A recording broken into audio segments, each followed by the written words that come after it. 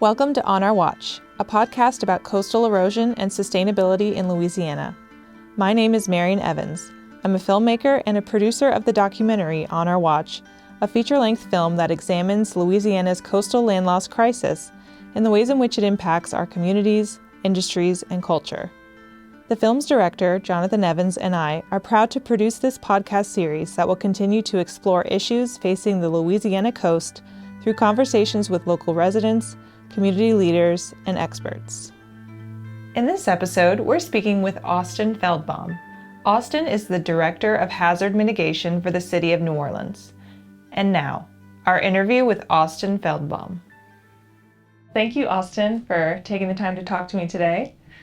So you are the Hazard Mitigation Administrator for the City of New Orleans. So I was wondering if you could tell us a little bit about what that role entails for people who may not know. Sure.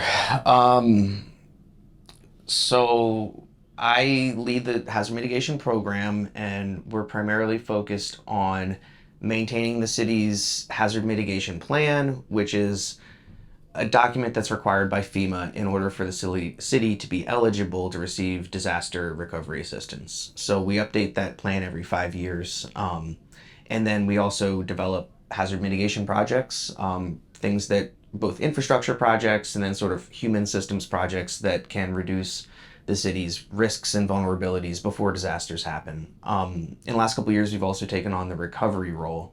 So we just developed the city's recovery framework, which is kind of a guidebook that we can use after disasters to help organize ourselves. Okay, very good. And so I know you previously worked as a scientist at the CPRA for the state of Louisiana, and I was wondering how that experience informs the work that you're doing now.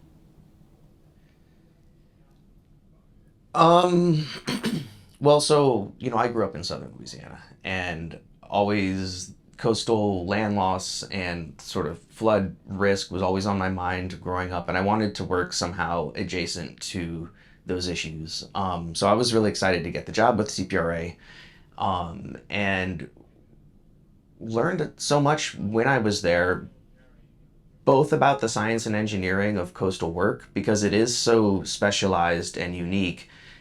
Coastal environments are so dynamic and powerful. When water is moving, dirt, there's just big, powerful forces that are very complex. And it's hard for the layperson who's not familiar with that to come in and really make a difference or get involved in coastal projects and coastal planning.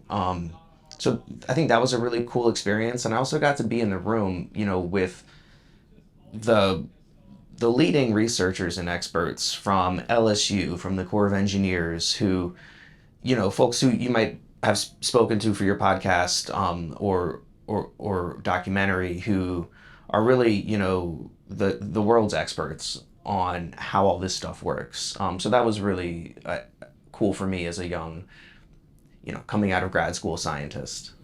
Yeah, very interesting. So I was wondering, can you give us some insight into how the city puts together its hazard mitigation plan and what's involved in that process of evaluating the different risks out there, putting the plan together, and then implementing the plan? Yeah, there are a couple main components to a hazard mitigation plan, and some of those are spelled out in the guidance, in the Disaster Mitigation Act of 2000 that kind of creates this requirement to have a hazard mitigation plan.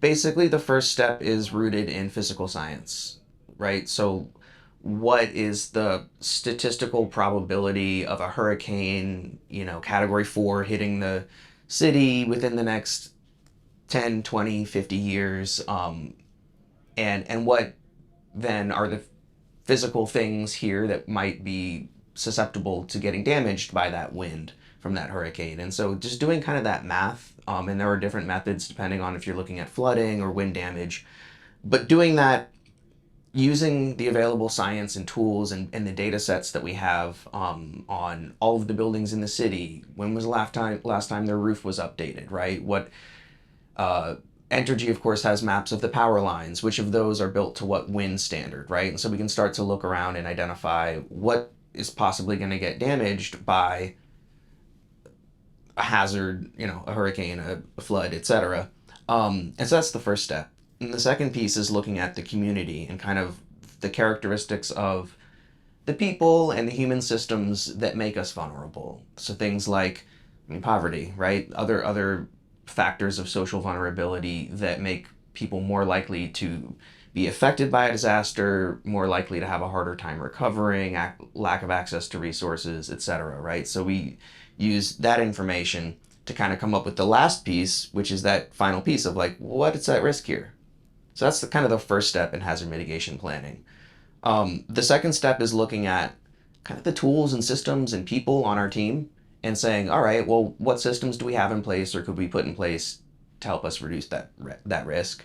And then the last piece is coming up with new things. So the hazard mitigation plan at its root is a 5 or 10 year plan, right? So it's a near term actions, whether it's new projects that we want to try to develop and find funding for, to do green infrastructure in a neighborhood to improve drainage and urban heat, whether it's a new grant program or something that we want to try to do to help people replace their roofs with fortified roofs, whatever the specific action is. So that's, in a nutshell, what the mitigation plan is. And every year we assess our progress and put out an annual report, and every 5 years we go through the entire thing and update everything. So we check for updated, new best available science. There's always new mapping tools and kind of new data resources. So we try to bring those in, update the plan, and refresh the list of near-term actions and priorities.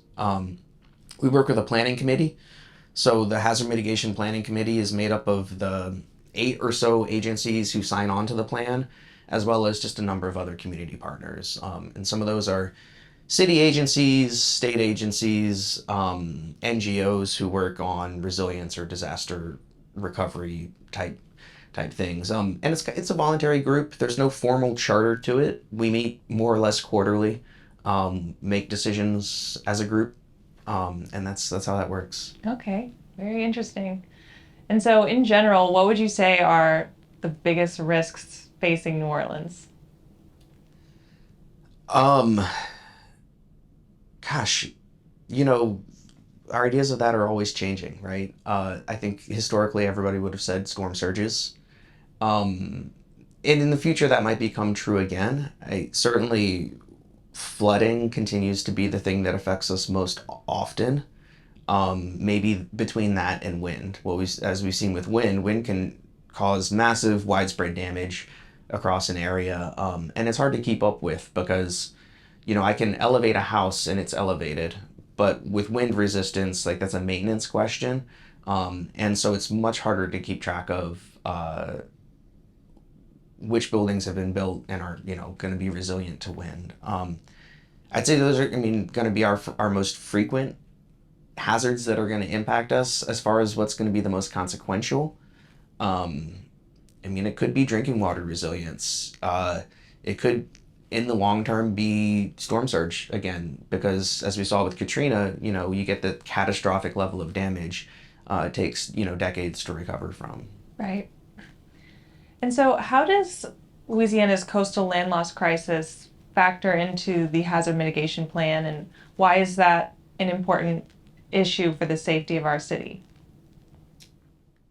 There's a couple of factors there. So, the loss of coastal wetlands exposes the city to increasingly powerful storms, right? Because you don't have the wetlands to absorb some of the storm surge's energy. And so it's likely that we'll see stronger storm surge or higher storm surge as the coast continues to erode.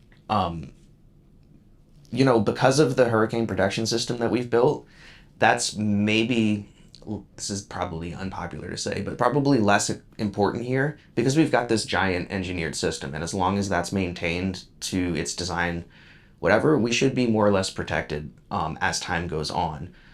But there's this other critical piece, which is about like regional stability and regional coherence. And as, our down river and down bayou communities start to struggle more, start to see, their own tax bases erode and folks start to move away, that affects us here too.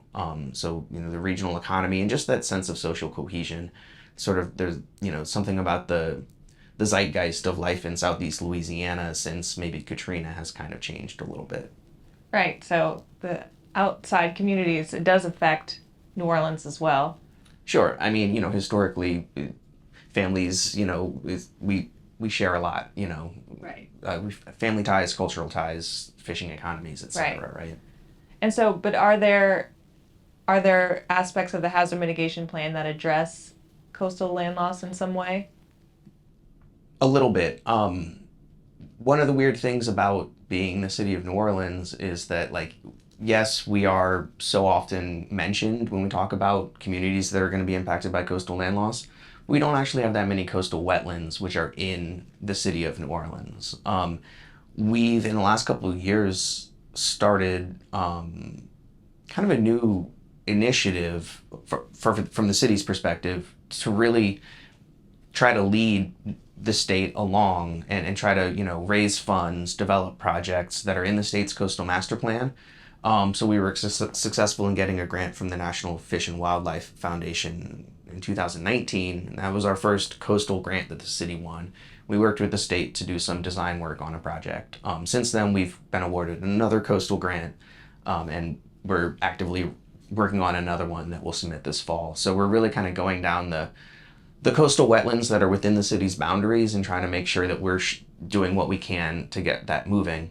We're limited because, like I mentioned, coastal design and engineering, coastal ecology is so specialized and complex, and it's not like we don't have coastal engineers on staff here at the city.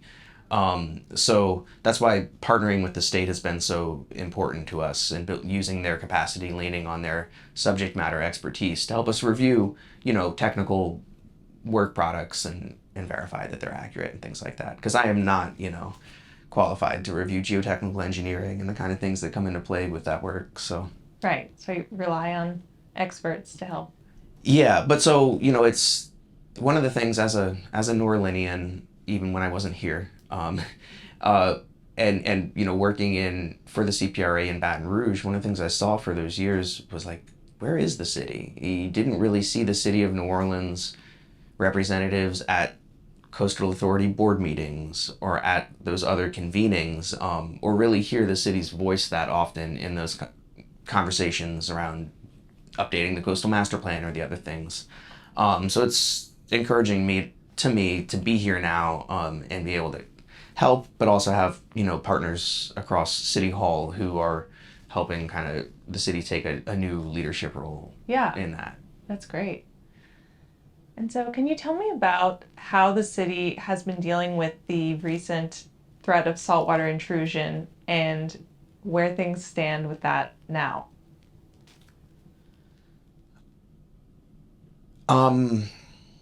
So Sewage and Water Board has really, by the nature of the beast, because they're the drinking water utility, taking the lead role in coming up with what the long-term solutions might be. Long-term, there's going to have to be, as has been pointed out, upgrades to our water treatment plant, which is probably due for some upgrades anyway. We've got other challenges to tackle around drinking water, like the PFAS and emergent contaminants that we've got to figure out how to manage for. So the city's role there is twofold. The first is, as that started to happen, we developed some pretty robust contingency plans for what would happen if the drinking water supply was very affected. And a lot of that revolved around how are we going to receive and distribute water to meet the needs of the population, and how are we going to identify the folks in town who might need the most support in terms of home delivery of water. How do I think about who that might be? How do I find those people? How do I organize that operation? So kind of in the background, that's what we were working on, was having those plans and those systems and relationships with partners ready to go for if and when we needed them. It was going to be a massive challenge to try to meet the needs of the population that we have, but that's what we were preparing for. And then long term, there's going to have to be a conversation around how do we share regionally, in water infrastructure, because we've, Jefferson Parish and us and well, on the East Bank and the West Bank, the parishes are already sharing water. We're already interconnecting our systems this year to get through this summer. And so as we think of long term, if we're going to build a pipeline or some other, big system to go get water from up north where it's always fresh, then we should probably share that. And so we've got to figure out how that works. And that's a governance issue. And there are conversations that are going to have to happen in Baton Rouge to facilitate that. So figuring out how that works, who pays for it? Is this the Army Corps of Engineers' responsibility because they own the river? Is it the EPA's responsibility because they implement the Clean Water Act and regulate drinking water? Right. Probably those questions are not for the technical staff like me. Yeah. But it seems like it kind of just pushed that conversation to the forefront to maybe get it rolling faster. Right. Well, and anytime there's a conversation about maybe we need to change our systems entirely, it's easy to drag your feet on that. And this summer has kind of, I think, highlighted the need to go ahead and figure out something and get a plan working. Right. So interesting, because it seems like a lot of what y'all do is you're just trying to predict what might happen, be ready if this happens, but you can never really predict what will happen. The last time we updated our hazard mitigation plan was in 2020. And every time we update it, we go down the list of hazards that we plan around and we kind of validate that and say, is this still the right list? And in 2020, we did not plan for drought. We took that one off. We didn't include wildfire. I don't think that one was in the prior plan. We didn't plan around drinking water resilience, drought, or wildfire, all of which have affected us this summer. It's interesting. Maybe there are some lessons learned there. Yeah. We looked at the Mississippi River and said, well, drought, it's not that drought here is the problem for drinking water, right? It's drought 1,000 miles away that affects us when it comes to drinking water resilience. So we looked at that and said, well, it's not really there's no lever that we can control, no meaningful action that we have jurisdiction over, so why put it in our plan? Right. I guess things are out of your control, always. Sometimes. Yeah, you try to control what you can. Are there any upcoming projects or things that you would like to see happen in terms of the hazard mitigation for the city? Yeah. So there are a couple of things that are pretty new and exciting for us that are probably worth mentioning. So since Hurricane Ida and the extended power outages that happened, the resilience of our power grid has taken on this new focus. And so right after that, we requested technical assistance from the Department of Energy, which we got. We've been working closely with some staff there to kind of think through our problems and come up with a strategic vision of what it is we're trying to accomplish. We also got some grant money from a FEMA BRIC grant from 2021. The state just got some money for some grid resilience work through the Department of Energy some of which should be supporting some pilot projects here. And in a nutshell, we're almost ready to start installing solar and battery on city buildings. We're going to start with the buildings that NOSEP might use for emergency response and recovery. So, our rec centers and gymnasiums and senior centers. Those are also big buildings and they're power hogs. So it's going to go a long way to helping the city, take climate action, reduce our energy bills, and also support our ability to open those places up after a disaster and serve the community. So that's a cool project and a long-term effort that's really just getting started. Also, in the next year, our office, in coordination with the health department and the Office of Resilience, is going to develop the city's first heat adaptation plan. So heat's something that we deal with in the hazard mitigation plan. But if you look at the 2020 plan, it's an awfully short section because there wasn't a lot of data. There's, a couple of high-level trend analysis, like the National Climate Assessment will say, well, you're going to get this many more hot days and et cetera. But what does that really mean? And how do I dig deeper into, how do I tell if there are certain parts of town or certain parts of the community that are going to be more impacted by urban heat and by extreme heat? And so we've got a little bit of funding that the council gave us in light of this summer's extreme heat wave dig into that and kind of pull together all the different things that we're already doing, a little bit of a gap analysis, a little scientific assessment, to kind of come up with a strategy. So looking forward to that. That's going to be a really important piece of the work that we're doing, because obviously heat is it's always been hot here, but this summer really, started the whole nation talking about that as a problem. Right. Very nice. Lastly, do you have any advice for New Orleanians on what people can do to help reduce risk in their own lives? Any tips or? Professionally, as a floodplain manager, I have to advise everybody to get flood insurance. If you own a home, and if you're a renter, you can of course just get contents insurance to protect your property in the case of a flood. I'm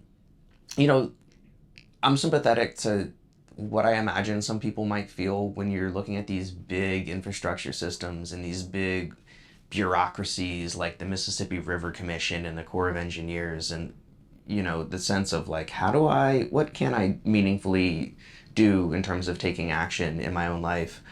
A lot of it's, folks can become educated. It's not that hard to start to learn how to see, like, even looking around the city, looking at different houses, which houses are more likely to flood than others, and it comes down to how they're built and where they're put, but more how they're built. And it's shocking to me how many folks in this town don't have a basic ability to understand that and talk about that. Even I was looking for a house a couple years ago, and realtors and people who probably should be familiar with this stuff didn't really understand it. So I think that there's stuff like that people can be familiar with. Turn around, don't drown. It's so hard to remember, but even for me, being an emergency manager for the city, being a certified floodplain manager, I was driving in one of the last big flash floods we had. I was coming in the morning, and all the roads that I could have taken to get downtown were flooded, and I had to remind myself, like, whoa, wait a second, buddy. Like, let's not be one of those people whose car gets flooded out and you're stuck here, right? So just slow down a little bit. It rains hard sometimes. Most of the floods we have, they last for a half an hour and then they're gone, right? They come up and they come down. So just take a pause for a second. Right. And let's all collectively decide that we're okay with that, right? Sometimes it floods. Sometimes you got to slow down. You're going to be late where you're going.